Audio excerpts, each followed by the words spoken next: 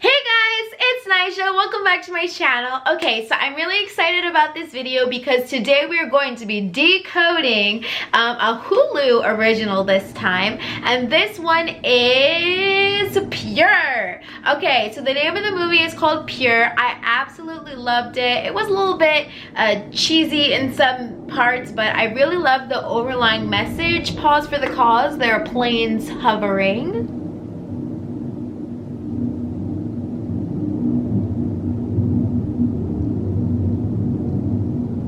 Okay, they're going away. Okay, so yes, the movie that I'm going to be decoding today is called Pure. I absolutely loved this movie and I'm really excited to talk to you guys about it. So let's go ahead and just jump right into it. So the movie Pure is, and there might be some spoilers, so if you guys have not seen it yet, I would watch it and then come back to decode the video with me. So the movie Pure is about these girls who every year their parents make them go to this purity ball, and it's not really the parents, it's just the fathers. So it is a camp full of young girls and their fathers, which honestly shouldn't really be that big of a deal, but it is very awkward the way that they have these older men and then these young little girls, and it's very awkward in the movie how, like, there's this one scene where the pastor and these group of fathers, I'm assuming, takes these young girls one by one into this private room, and they don't really specify what they're doing over them. They say that they're praying over them, but it just doesn't look right. So okay, yeah, so basically, oh my god, these planes, please go away. Okay, so basically in the movie Pure, these girls are sent off to purity camp, and basically what purity camp is, it's like a church or like a purity ball where the girls have to pledge that they will stay pure and stay abstinent and refrain from having sex, and they make this promise to their fathers and they make this promise to God in this little Christian camp thing. Okay, so that's basically what takes place in the movie. So yeah, so basically I have some notes. If you see me looking down, that's why. First of all, we're going to start off with this. This movie is definitely introducing the concept or the character of Lilith. And for those of you guys who do not know who Lilith is, essentially she was Adam's woman before there was an Eve. Essentially this story is taken out of the Bible, so she's got her own little, you have to like do research into her because for whatever reason we do not acknowledge her in Christianity, but there is a story to be told about Lilith. So essentially Lilith is the seductress, or she seduces men, and when people say that Lilith energy or Lilith this or Lilith that, they're talking about a woman who is sexual in nature. Typically Lilith will show up with red hair, typically, but she comes up in different forms. I'll also give you guys examples of how Lilith is starting to pop up in pop culture. On Netflix, The Chilling Adventures of Sabrina, there is the Lilith character in that, and she's the same, the mother of demons is what they call her, and so she also comes up in what's the other movie, in Lucifer. It's a Netflix show that's up there, and Lilith is in that show as well. So we're noticing that in pop culture this Lilith theme or this Lilith character is coming back. Like I said, you guys do your own research into who Lilith is, but the reason why this is so important is because in our society, and especially in religion, people tend to demonize this Lilith character, therefore suppressing her feminine energy. They'll say things like Lilith is a whore energy, or she is like that Jezebel energy, she's a seductress, she's a man tempter, she's a temptress, she's mother of demons, you know. So usually in a religious context they have a negative viewpoint of her, and I feel like the reason why this is starting to come back up is because we are trying to start to really embody that feminine energy and in understanding true feminine energy, there is that sexual aspect of it. And I'm sorry to say, but women's sexuality has been suppressed for centuries and centuries and centuries and centuries. So it totally makes sense that we're starting to bring up this archetype of Lilith, because women are stepping back into their feminine energy, their feminine power, but also owning their sexuality. And I feel like that is why this theme of Lilith is coming back in pop culture. One second, my battery is about to die.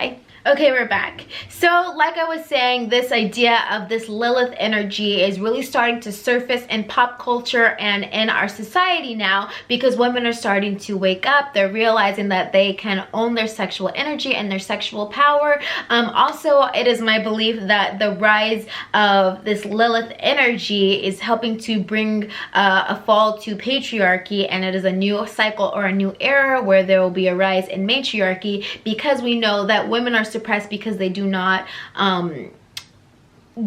completely own their sexual energy. It is a very powerful energy, and for a very long time it has been suppressed, and that's kind of something that is shown in this movie. I feel like this is a very satirical movie. It really does poke fun at the idea of these purity balls and purity, you know, like keeping young girls pure, which I'm not against that. I definitely think that women do not need to be having sex with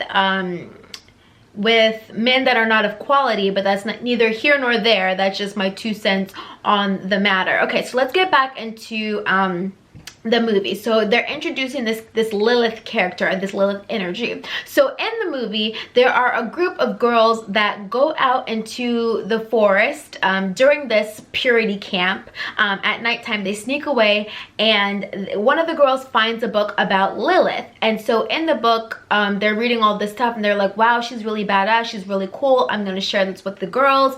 And so one of the girls have the idea to kind of throw some or do some type of ritual to try and invoke or to bring Lilith basically where they are. So at first they just do the ritual. They think it's just a game, they think it's just playful, oh, nothing really happened, whatever. But then they realize that they really did make contact, they really did summon this Lilith energy. Okay, so now she is there present and obviously not happy at the fact that these girls are being paraded around like ponies at this purity ball for the sake of their parents, or for the sake of their fathers, excuse me. Okay, so like I said, this movie is really satirical. The way that they kind of talk to the girls, you can definitely tell that some of the father figures are like really suppressive of their daughters. Like, I want you to wear this, you will look better in this, you need to, one of the girls, her dad said, you need to be jogging every single morning because you need to fit into this dress for the purity ball. And things like that. So you can just really tell there's this suppressive energy going on in the movie over the feminine energy. Okay, so next I'm going to talk about the men's eyes and how they start to change and flash black. So in the movie, you'll notice how some of the men figures in the movie, their eyes will just switch black really quickly. The lead character, Shay, she notices the pastor's eyes switch black really quickly, or she'll notice her own father's eyes switch black really quickly. And so this is my analysis on this. So I don't think I don't think all evil things that happen in our world are caused by real people, okay? And this is a really interesting concept. You'd really have to believe in like extraterrestrial forces walking with regular people. But essentially, a lot of the heinous things, the nasty, horrendous things that happen in our world, I don't believe are always done by humans. I believe that there is like an external force that may embody the humans or jump into the humans or body snatch the humans so they look like humans on the outside. They do these heinous crimes, and that kind of triggers people or puts people in a fearing mindset, or in a, oh my god, this heinous thing could happen. And now we live in a society where we believe that these bad things can happen when or by humans, by the hands of humans, or at the hands of humans, when really it wasn't really a human that initiated this horrendous or heinous thing in the first place. I'm not really going to give examples because I don't want to put any triggering images in people's heads, but I just want to say this is what I got when I saw that the dad's eyes were switching, or the pastor's eyes were switching. And there's even a moment in the movie, or a couple moments, it happens 2 times, where the pastor is talking and this black ooze is dripping out of his mouth. So his eyes turn black, and then he's talking and this nasty black ooze is just kind of spewing out of his mouth, which is kind of a sign of like a demonic presence, if you ask me. So if you ask me, the pastor wasn't even really human. He was possessed by some type of demonic force and coercing the other fathers to kind of parade their children around, or parade these daughters around. Okay, so yeah, this just goes to show you, like, in our society, when bad things happen, it not necessarily is always caused by humans. Sometimes there is a demonic possession or extraterrestrial possession. They do the act to get humans on board, to coerce humans to go along with what is happening, whether it is good or whether it is evil. So that is my, like, when I saw the eyes switch colors, I'm like, man, the pastor is not even human. Or when I saw the dad's eyes switch colors, I'm like, man, the dad is not even human, you know? He's just using his masculine energy to suppress these female characters.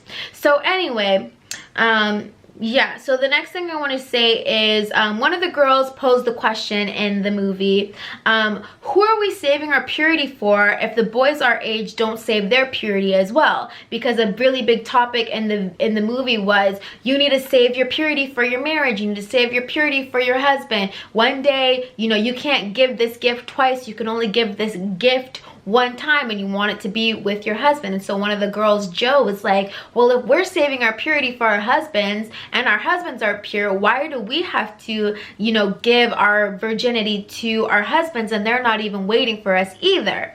And so the pastor says to this question, or rebuttals to this question, he says, it's easier for women to be tempted than it is for men to be tempted. We have to guide the women like they're sheep. You know, in the Bible, they talk about how God is the shepherd and the people are like sheep. So basically comparing women to sheep, saying you don't know any better. You know, men they're not as tempted, they're not as easy to fall for temptation as women are. So we, as your fathers, have to make sure you do not fall to temptation, is essentially what they're saying. And the girls were like, that doesn't make sense. So I think that was really just poking fun at why are women being forced to save their purity for God or for their husband, and they're doing it not for themselves but for the sake of others. Okay, so that was really interesting.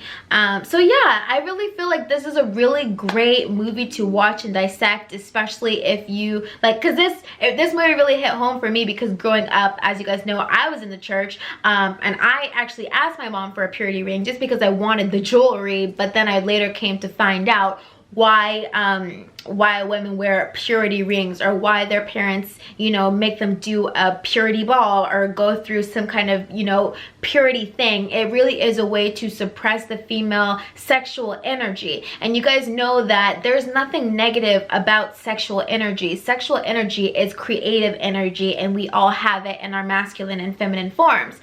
So it's not just a masculine thing. Sexual energy does not belong to just to the masculine, it belongs to the feminine. And if anything, we've got even stronger sexual energy, because we use our sexual energy to create in our womb space. Okay, not only just life, but also ideas and visions and manifesting from the womb space and bringing it out into reality. Okay, so I really thought that this movie was excellent, because it's just bringing awareness that a lot of women are waking up. Okay, they're embodying that Lilith energy, using their sexuality and using their femininity to, you know, shape the world around them. Not just saying that I have to save my purity for the sake of my father, for the sake of God, but I am in control of my body. And I think that that's really powerful. That's something that's happening now. Women are no longer being suppressed by their sexual energy. We must own our sexual energy so that men cannot own it for us, okay? Because if men are owning it for us, that's when you see this imbalance of the world,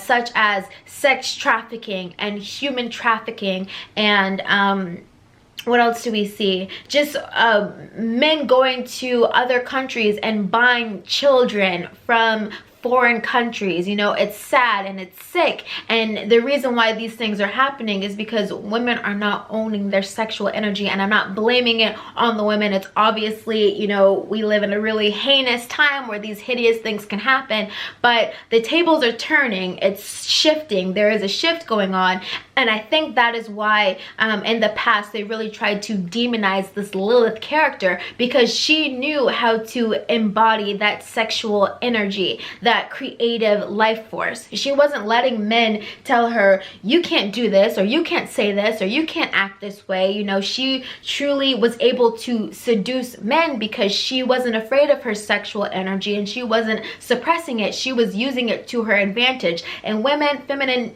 women, have that advantage. And yeah, so basically at the end of this movie, the women, or the girls at the purity ball, realize, you know what, we're not gonna do this. The little contracts that they were signing to keep the women pure were starting to combust into flames. Lilith had came, and she, what is the word?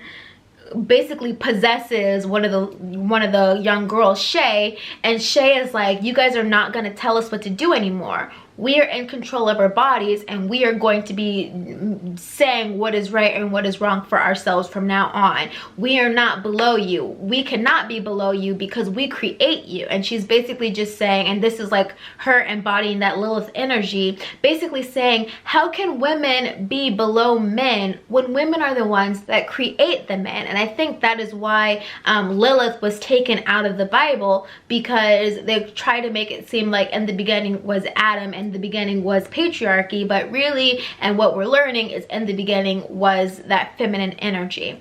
So yeah, you guys, this was a mouthful, but I really think this is a great movie to decode.